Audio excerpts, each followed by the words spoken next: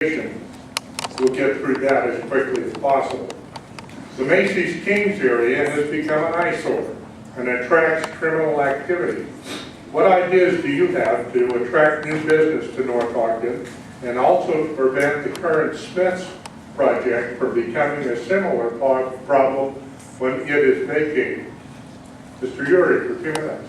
Oh, you've already had your turn for 2 minutes. Mr. Savage, please.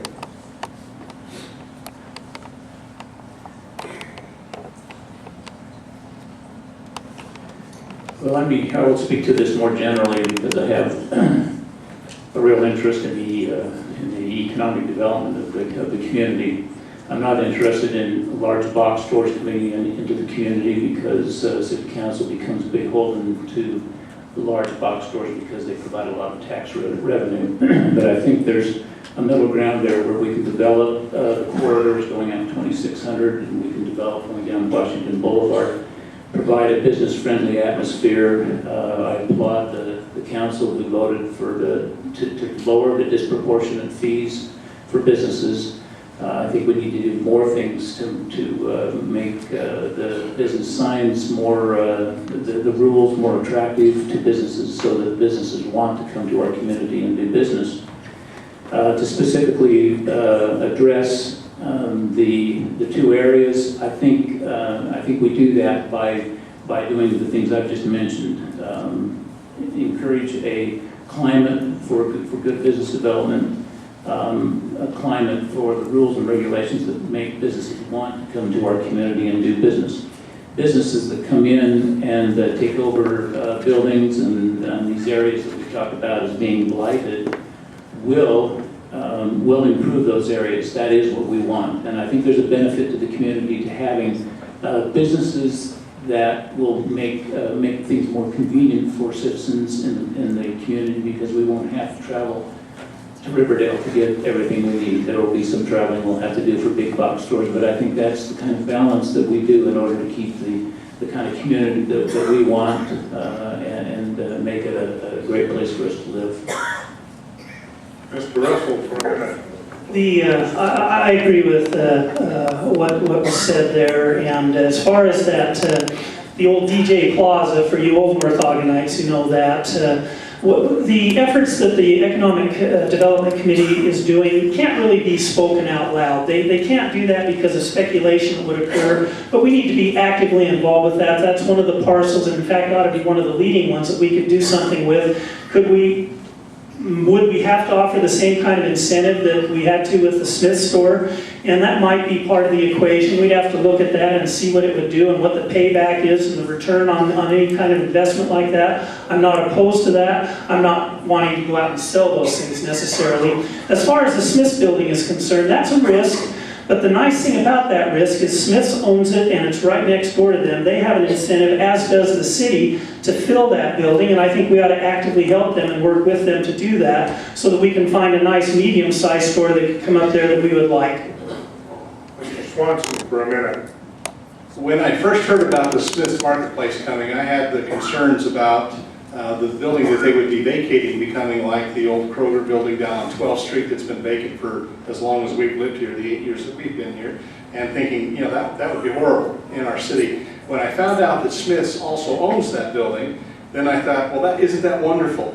Because now they have a vested interest in keeping that looking nice. They're going to build this beautiful new Smith's Marketplace right next door to it. And if that becomes blighted, it's going to affect their bottom line, their profitability in that beautiful store that they built right next door. So I was encouraged in knowing and hearing from those that are involved with this that Smith's is actively seeking for good tenants that would be in there, because Smith's is in this to make money.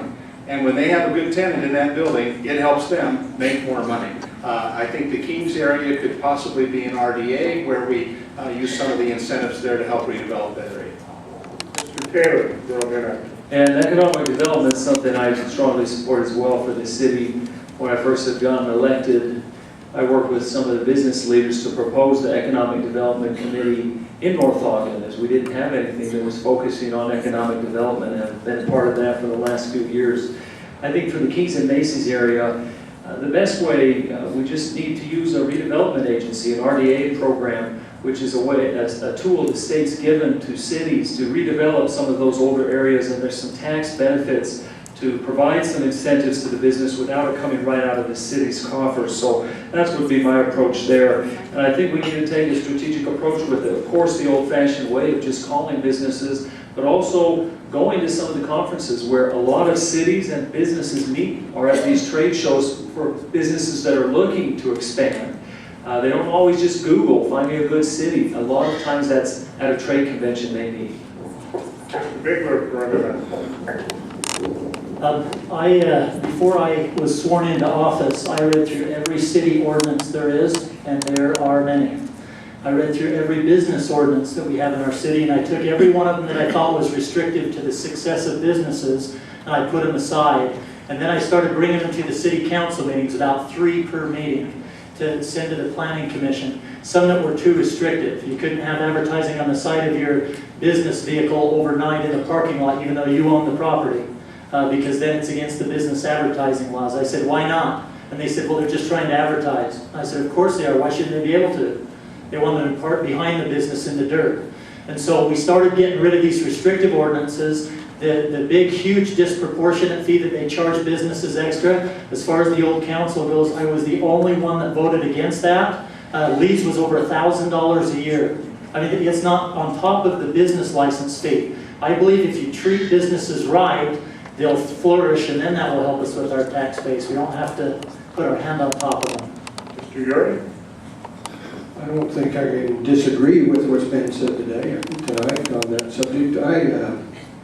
I believe that we should not, as Lynn has mentioned, attract big box stores. I think we should try to attract small businesses. I think we need to be in contact with the owners of the properties that we're talking about down in the old DJ Plaza. I've already been in contact with the owners of the King store, and I've been in contact with the owners of the Macy's store, proposed some ideas to them. And I think that we work with an economic development committee made up of citizens and businessmen, and we work with Mayor Godfrey, former mayor of Ogden, who is helping the city currently and trying to attract businesses to North Ogden. I think he's doing a great job of helping us. Thank you, sir. How many of us have been to a